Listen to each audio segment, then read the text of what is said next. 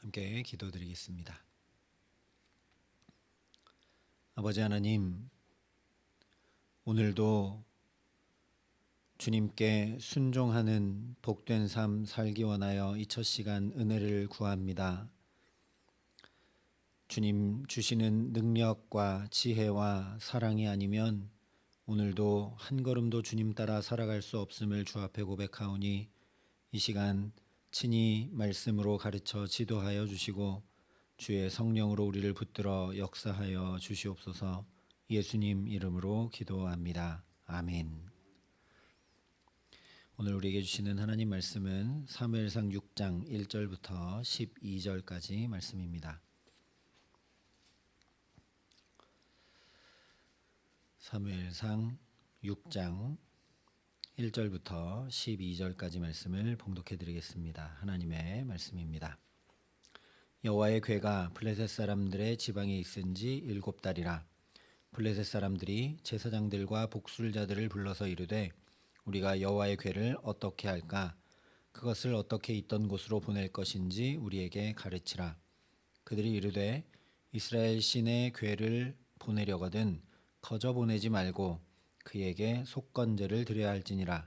그리하면 병도 낫고 그의 손을 너희에게서 옮기지 아니하는 이유도 알리라 하니 그들이 이르되 무엇으로 그에게 드릴 속건제를 삼을까 하니 이르되 블레셋 사람의 방백의 수요대로 금 독종 5과 금쥐 5마리라야 하리니 너희와 너희 통치자에게 내린 재앙이 같음이니라.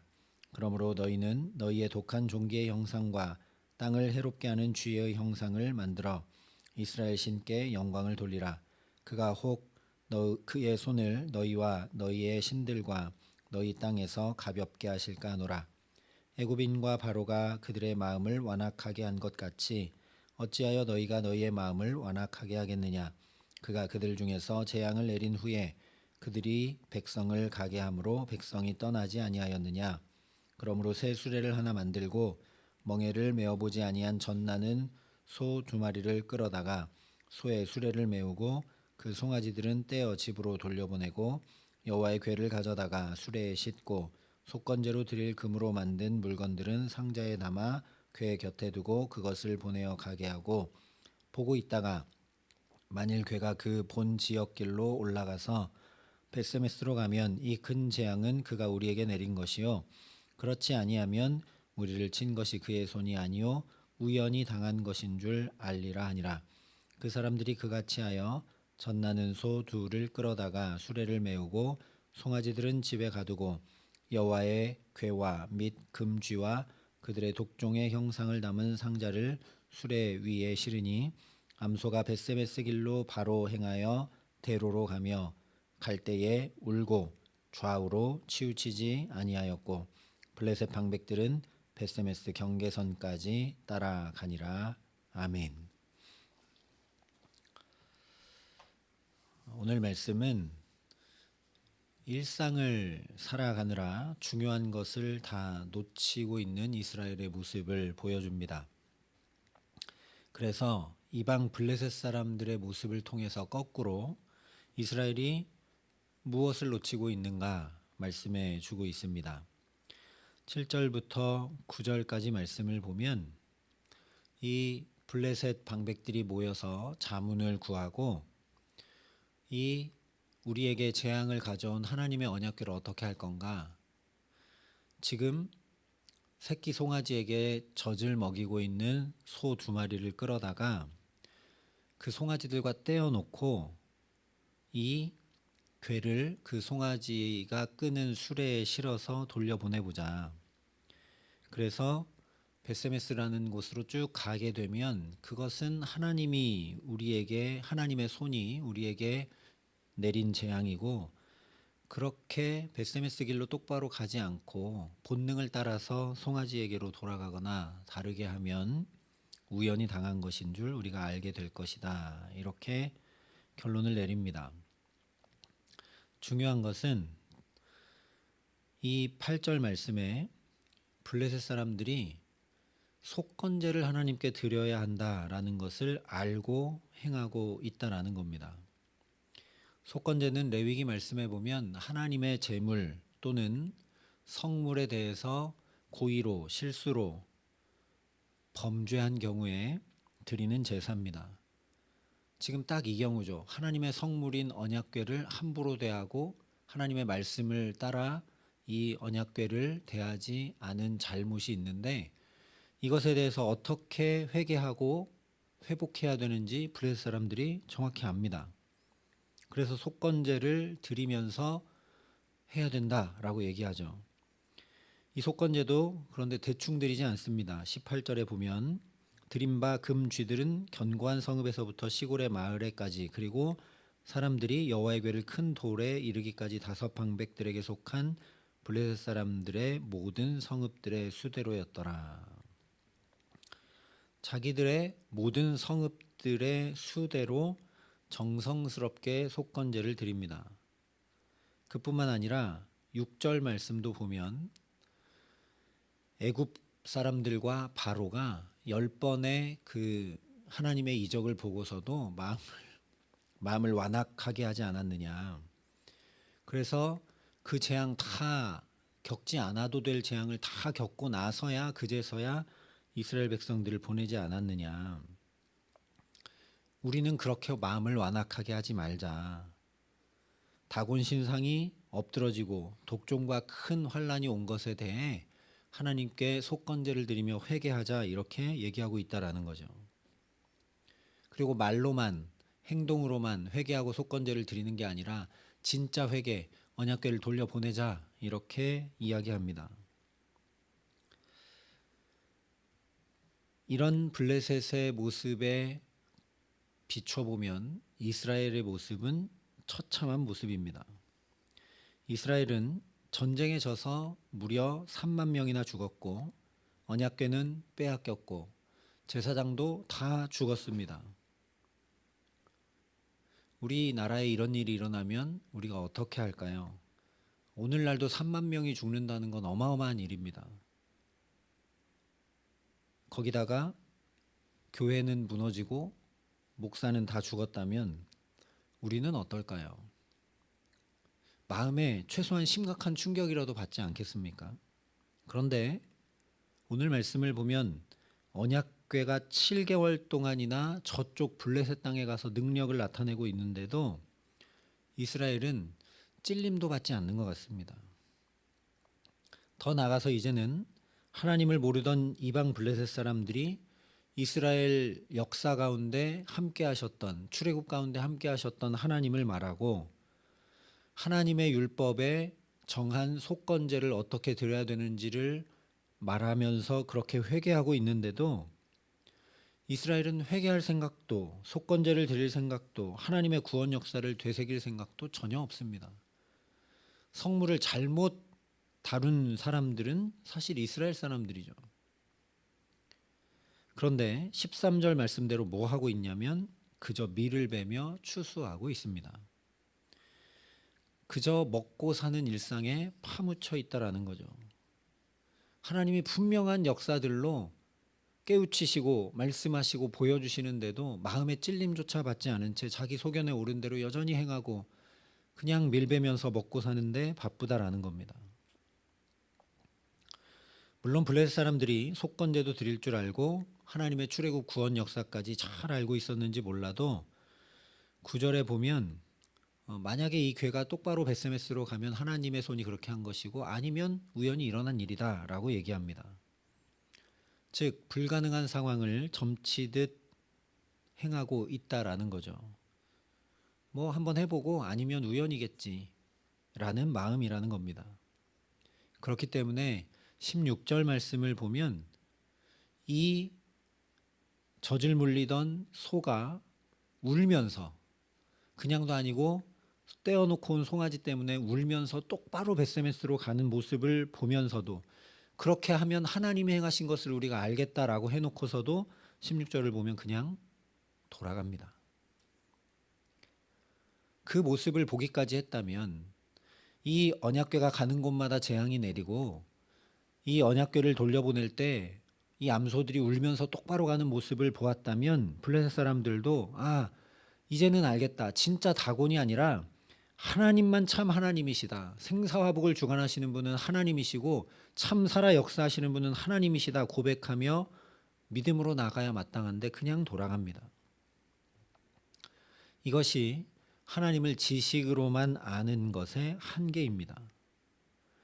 블레셋 사람들 너무나 머리로 하나님을 잘 압니다. 또 어떤 잘못을 했을 때 어떻게 해야 되는지도 잘 압니다. 그러나 믿음으로는 나가지 못합니다. 바리새인들도 꼭 그랬죠. 심지어 자기들이 고대하던 메시아가 어디에서 날지까지도 다 알았는데 정작 예수께서 오셨을 때 믿지 않습니다. 믿음은 내 뜻과 내 확신을 펼치는 것이 아니라 반드시 주님의 말씀에 순종함으로 나타나게 되어 있습니다. 예수님에 대해 듣고 지식으로만 아는 것에 그쳤던 사람들이 오병이의 놀라운 이적을 경험하지만 그 이후에 일어났던 일은 뭐냐면 여전히 자기들의 소견에 오른 대로 예수님을 붙들어다가 왕 삼으려고 합니다. 그러다가 자기들 뜻대로 되지 않고 예수님이 떠나가 버리시니까 다시는 예수님과 함께하지 않고 다 떠나가 버립니다. 그때 예수님께서 제자들에게 너희도 가려느냐 이렇게 물으십니다. 그러자 베드로가 대표로 이렇게 대답하죠. 주여 영생의 말씀이 주께 있사오니 우리가 누구에게로 가오리이까? 우리가 주는 하나님의 거룩하신 자인 줄 믿고 알았사옵나이다. 다 떠나가는데 아니 주님 우리가 영생의 말씀이 주께 있는데 어디로 가겠습니까? 우리가 믿고 알았습니다. 주님이 구원자시고 주님이 약속한 메시아신 것 하나님의 아들이신 걸 우리가 믿고 알았습니다 라고 고백하죠. 놀라운 것은 오늘 소들이 이런 모습을 보여주고 있다는 겁니다. 이스라엘도 하나님을 떠났고 블레셋도 그렇게 하나님의 놀라운 역사를 보고도 하나님을 알지 못하고 그냥 돌아가 버리는데 소들은 좌로도 우로도 치우치지 않고 똑바로 갑니다. 좌우로 치우치지 않았다는 것은 온전히 순종했다라는 의미입니다. 사람들이 다 떠나가도 원하고 바라는 대로 되지 않아도 울더라도 말씀을 붙들고 살아가는 것이 믿음이고 순종입니다. 사무엘상 처음을 시작하며 보여주었던 한나의 모습이 이런 모습이죠. 이렇게 행할 때 놀라운 전환이 우리 삶에 일어난다라고 말씀하고 있는 것이 사무엘상이라고 우리가 살펴보았습니다. 신명기 5장에 이렇게 말씀했습니다. 그런즉 너희 하나님 여호와께서 너희에게 명령하신 대로 너희는 삼가 행하여 좌로나 우로나 치우치지 말고 너희 하나님 여호와께서 너희에게 명령하신 모든 도를 행하라. 그리하면 너희가 살 것이요 복이 너희에게 있을 것이며 너희가 차지한 땅에서 너희의 날이 길리라. 우리가 살 수 있는 방법, 우리의 날이 길 수 있는 방법, 우리가 복을 받을 수 있는 방법, 좌우로 치우치지 않고 하나님 말씀을 행하는 것이라는 이야기입니다. 그런데 우리는 보통 이렇게 얘기합니다. 나는 달란트가 없습니다. 나는 원래 그런 사람이 아닙니다. 나는 능력이 없습니다. 나는 지금 그럴 상황이 아닙니다. 다 맞는 말입니다. 저도 그럴 때가 많습니다. 그런데 그때마다 되돌아보게 되는 건 기준이 나구나. 기준이 내가 되면 안 됩니다. 기준이 내가 되는 순간 좌우로 치우치게 되어 있습니다.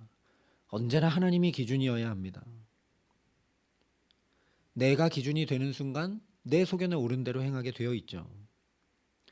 오늘 블레셋 사람들과 이스라엘 사람들처럼 하나님에 대해 분명히 알고 하나님을 아는 지식이 있음에도 불구하고 기준이 하나님이 아니라 내가 되기 때문에 순종함으로 나아가는 것이 아니라 상황과 환경에 따라 내 판단에 따라 행하고 맙니다. 그래서 오늘 하나님께서 보여주십니다. 자 봐라. 송아지를 젖먹이고 있는 소도 이 암소도 자기 새끼 송아지를 떼놓고 울더라도 그 본성을 넘어 하나님께 순종하고 좌우로 치우치지 않고 똑바로 가는 것을 봐라 말씀하시는 거죠. 너무나 처참한 모습입니다. 소보다 못하다는 겁니다. 이사야서에도 보면 소는 그 임자를 알고 나귀는 주인의 구유를 알건만은 이스라엘은 알지 못하고 나의 백성은 깨닫지 못하는도다 탄식하십니다. 봄입니다. 자연 만물도 하나님의 때를 알고 순종하는 모습을 우리가 온 천하에 보고 있습니다. 싹을 틔워야 될 때, 아름다운 꽃을 피워야 될 때, 굳은 땅을 열심히 밀어내며 싹을 틔워내고 꽃봉오리를 터뜨려 아름다운 꽃을 피우며 향기를 발합니다. 버티거나 불복종하지 않습니다. 안 된다고 할 일이 아니라 주님의 말씀에 우리도 의지하여 순종할 수 있기를 바랍니다. 그 순종 내가 하는 것 아닙니다. 하나님께서 하게 하십니다. 소들이 똑바로 가게 왜 하시겠습니까? 이런 모습을 보고서라도 제발 하나님의 말씀에 순종하라는 거죠. 그래야 복받아 살 길이 열리기 때문입니다. 출애굽할 때를 보면 홍해를 앞두고 이스라엘 백성들이 다 불가능을 생각합니다. 뒤에는 애국 군대가 쫓아오고 앞에는 홍해가 가로막혔는데 우리를 죽이려고 여기로 데리고 나왔구나 라고 탄식하죠. 그러나 하나님은 거기에 길을 내십니다. 너희는 가만히 있어. 너희는 가만히 있어. 하나님 됨을 알지어다 말씀하시죠. 우리가 볼 때, 우리의 눈으로 볼 때는 길이 없고 아닌데, 이 방법은 아닌데, 이렇게 하는 건 아닌데, 하나님께는 거기가 길입니다. 바다의 길을 만드셔서 순종할 수 있도록, 애굽에서 나갈 수 있도록 역사하시는 분이 우리 아버지 하나님이십니다.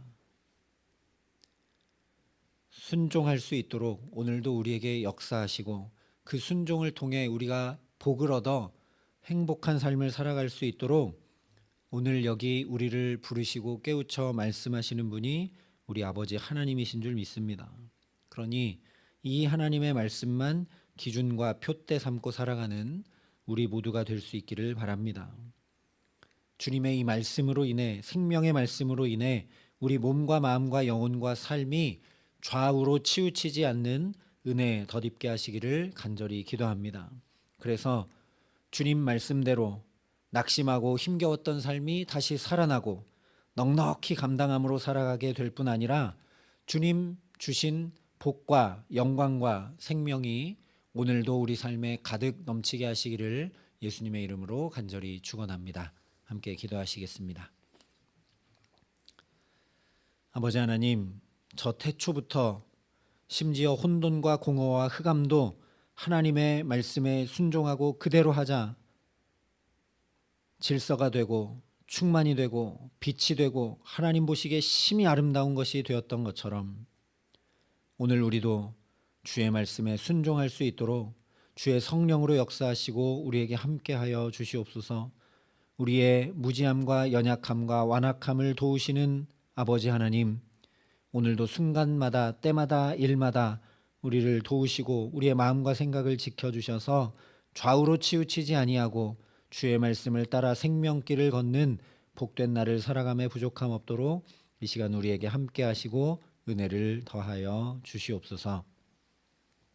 이제는 주 예수 그리스도의 은혜와 하나님의 사랑과 성령님의 교통하심이 여기 머리 숙여 좌우로 치우치지 아니하고 주의 말씀 따라 복된 걸음으로 살아가기를 소원하고 결단하는 여기 모인 모든 주의 성도들과 사랑의 빛교 모든 교우들과 이 나라 이 민족과 이 귀한 복음을 오늘도 세계 만방에 전하시는 선교사님들 가운데 이제로부터 영원토록 함께 하시기를 간절히 축원하옵나이다. 아멘.